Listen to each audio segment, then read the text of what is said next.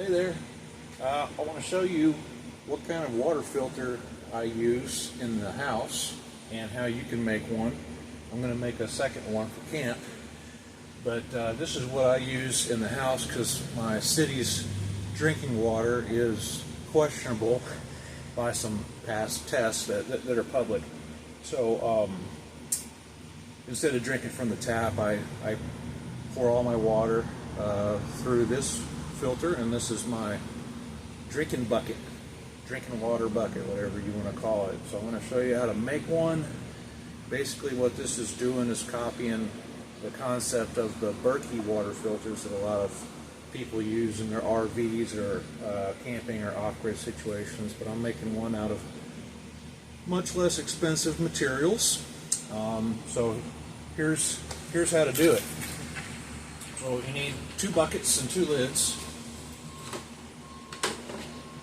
These are food safe, BPA free, food grade buckets. And oh, the receipt's still in here. So I got 2 buckets and 2 lids, and with tax at Tractor Supply, this cost me $16.94. So you can call that $8.50 per bucket. The other thing you need is Berkey style filters. I got these off of Amazon. These are not Berkey brand. They're copies. They're supposed to be as good or nearly as good. I haven't had any issues. I've been using these for close to 3 years. I change them out once a year in the kitchen.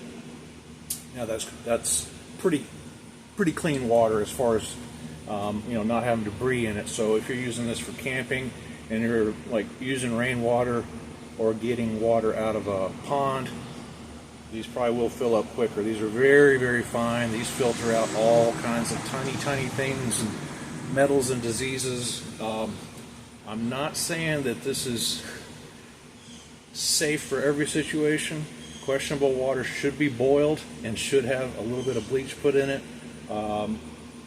and be filtered, but for the most part this is going to keep a lot of things and tastes out of your water. So these off Amazon, whatever off-brand this was, is about $39 for this pair, whereas I think the Berkey ones would cost you twice that. And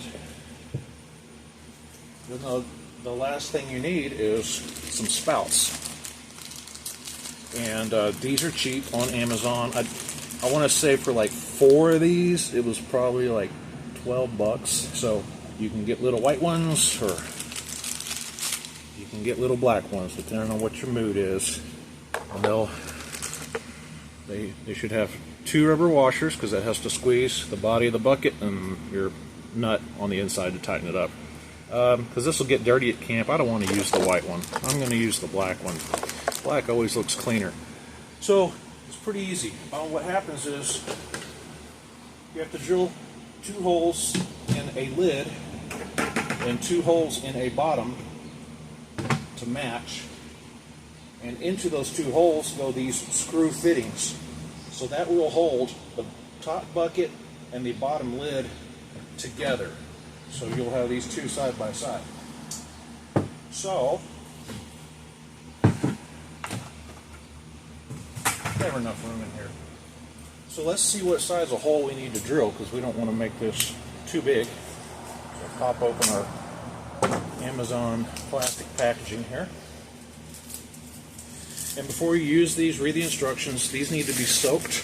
You need to soak them in water. Like they have grit on them. So you need to soak them, and you rinse them out and you shake them and then put them into use. But for right now, I'm just going to show you how we put it together. Use your calipers. You all have calipers, right? And even if you don't have calipers, I bet you have better eyesight than I do. It looks like, let's do a 7/16 hole. So, get your fancy your drill bits.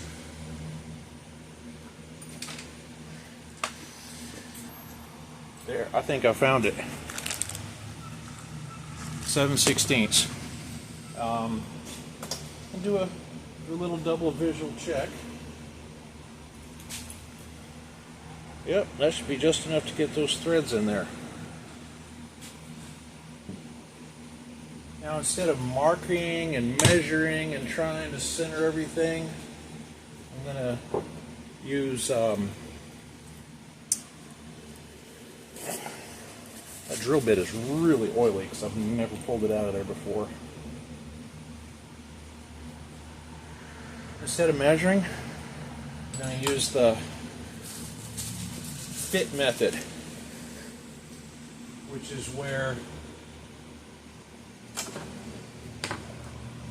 you cut or drill matched on how things fit. If you had a piece of wood and you wanted another one the same size, you don't need to measure this one and then mark the other one and then make a line. Just put them together, mark a line, and cut. You don't even need to know how long things are, and sometimes that goes with things like this.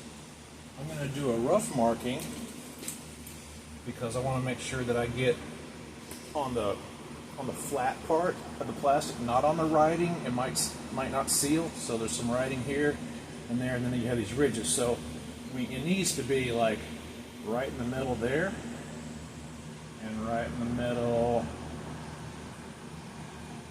there. That's going to work. Put your Sharpie away. If you don't own 10 Sharpies, you're not doing yourself a favor on a project. So let's get a drilly. Let's see, this one will do.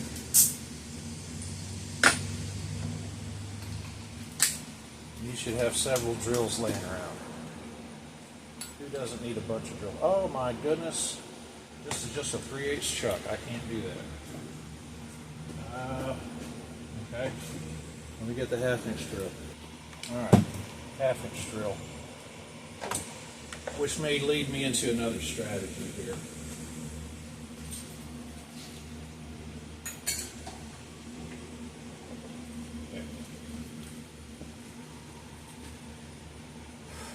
This drill already has a long step bit in it, and I want to talk about that for a second.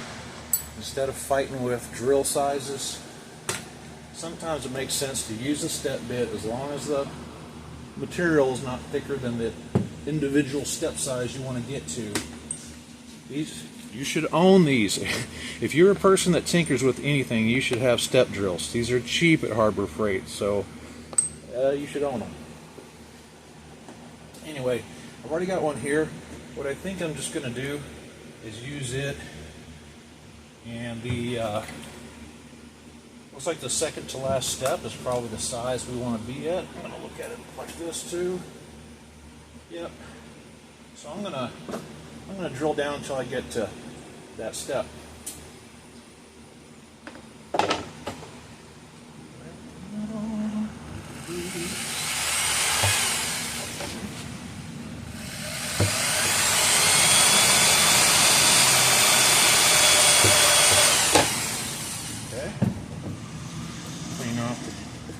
Junk on there.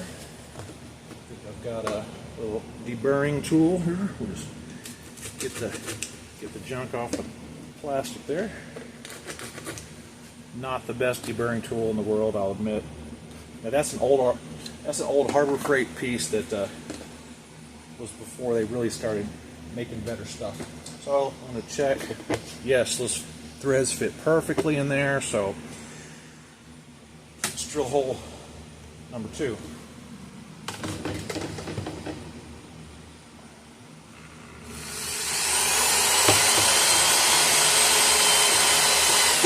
Okay, stopped on that second to last step on that one.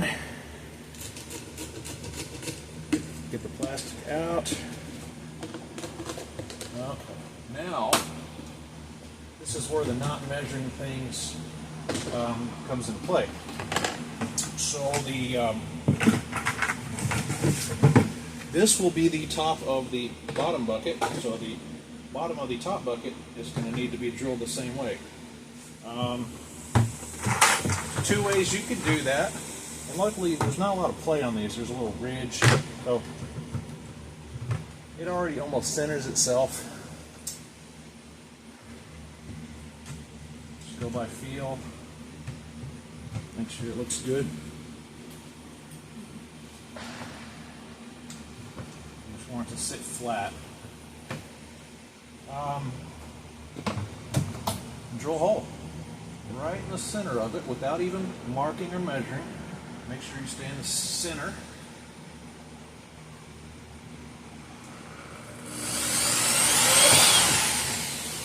And then punch it up to that same size.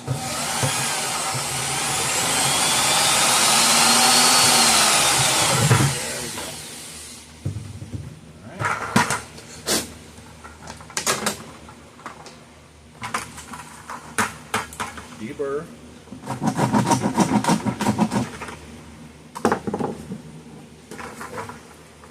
I'll just go ahead and put away these drill bits too, since obviously I'm not going to use them, and it took me longer to try to see what the size is when I could have just jumped ahead to the step bit. Oh yeah, and I mentioned trying to stay away from the writing on the lid. You might want to do that down here too. I think we're going to be okay here, but yeah, there's a lot of writing on these, so you don't want to drill right on the edge of, especially like this little nub. In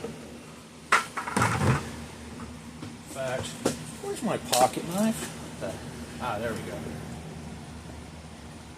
I'm going to gently denub that so that'll fit a little flatter when it goes together. And now to align these things, make sure. What did I do? Okay. Go ahead and take the screw off one.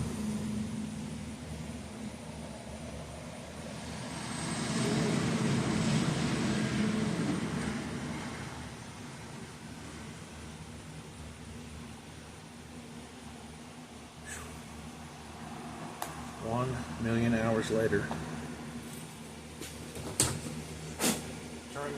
Turn the lid upside down on here and put that in just like that. Even though it's going to be the other way around, I'm just doing this to align right now. So line up your lid so everything feels nice. Now you can drill your second hole without worrying about it sliding around. So go right in the center. Come on. There we go. Just pop the hole.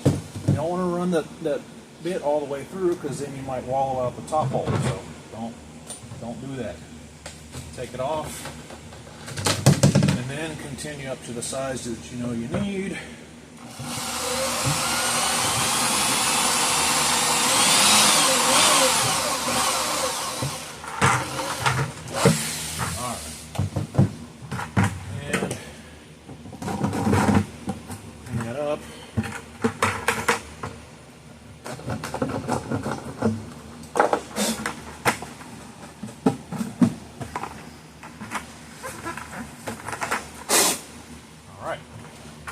So now basically, washer goes on the inside. Put the threaded doohickey through there. And then your lid facing upright will go there. And then the nut goes on the bottom.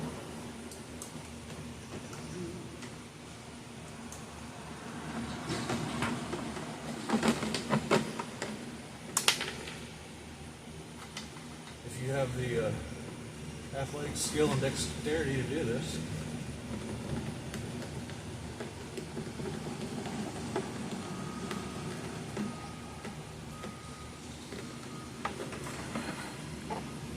Looks like the holes are going to line up okay. So I'll skip doing the second one. Then the only other thing you have to do now, and I think you're starting to see, this is going to end up like this with two filters, and that lid that's there to keep dust and animals out. You don't want dust and animals in your food, right? So once you've done the filters, you need to do your spout. So what size of bit is that? It's bigger than that. The Let's see about this step bit. I think, oh yeah, probably about to right there. Probably do us. And you want to keep it maybe a little bit off the bottom for two reasons. If there's sediment down there, you don't want it to come up.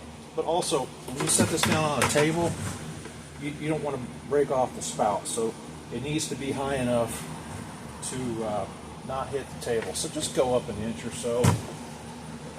And get your handy dandy chuck key, which is always at the other end of the cord.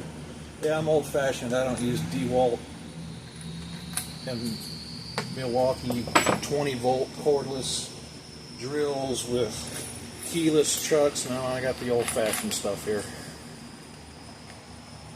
Sometimes the old fashioned stuff is what you need.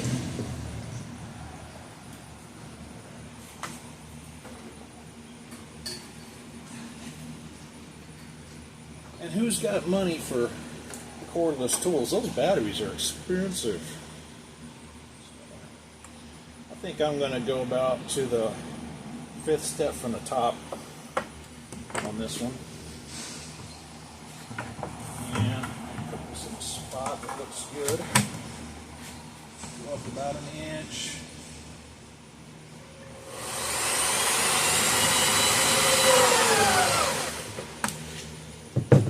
And that goes very quickly, so don't be a gorilla. Don't shove that drill in there. Test fit. Okay, good. I stopped on time. That means I can carefully progress to one size larger. See if it fits. Almost. I don't want a bunch of slop in here. Because these the clear gaskets are not that large. Does it fit now? Perfect. So you've got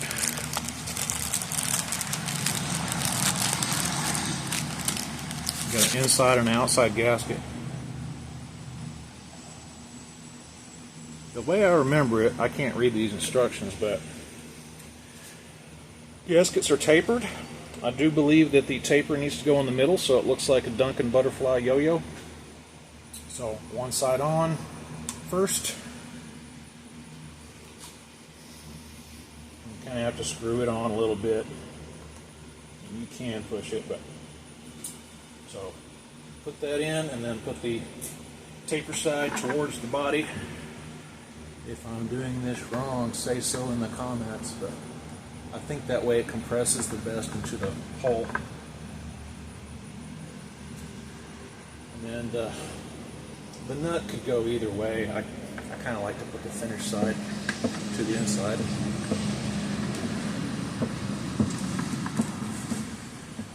And do not stick an impact on this or a breaker bar and try to hand fist it into place. Just be gentle.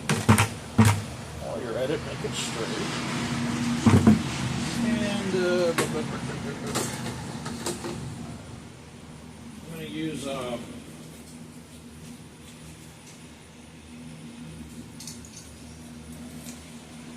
feel like finding the right size of open end wrench or crescent, so I'm going to gently use my American made channel locks to just snug it.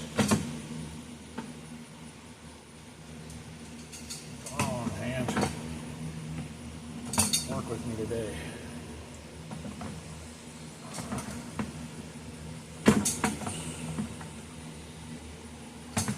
Just, yep, so it doesn't hit the table. I can slide a finger under it. I think that's good. And then just don't snug it up anymore. Once it's got water in it, if it leaks, then snug it up some more. But don't stress these plastic parts. So basically, I mean, so that's the idea, you know. Put it in. So I just got to put in the other filter, but I got to take this one out and go soak it and rinse it like I said. Put water in the top. Maybe throw out your first few cups of water because it's going to have a little bit of that charcoal powder in there. But that's it. That's your water container. Fill it up. Let the stuff go through. This is a slow filter. If you've never used these, the water doesn't just fill up like your home, your Brita filter in your fridge. No, this one, if you put a gallon in here, it may take half an hour for that water to get down here. So you can't pour it in and get a drink. So keep it full. I always keep mine in the kitchen, at least half. I've got a gallon container. I fill up at the sink, pour it in here, and in an hour or so it'll be up there. And to check your water, just use your flashlight. When there's water in there, you can see the line. So that's how I check. You don't ever open this up. That's it. I hope this is useful. Again, not saying this is 100% safe. This cleans water very well, but if there is water that you got out of a creek, or it's stagnant, or could possibly have biological hazards, boil your water and use bleach, and then filter it through here so that it's clean and tastes better. Anyway, that's it. Talk to you next time.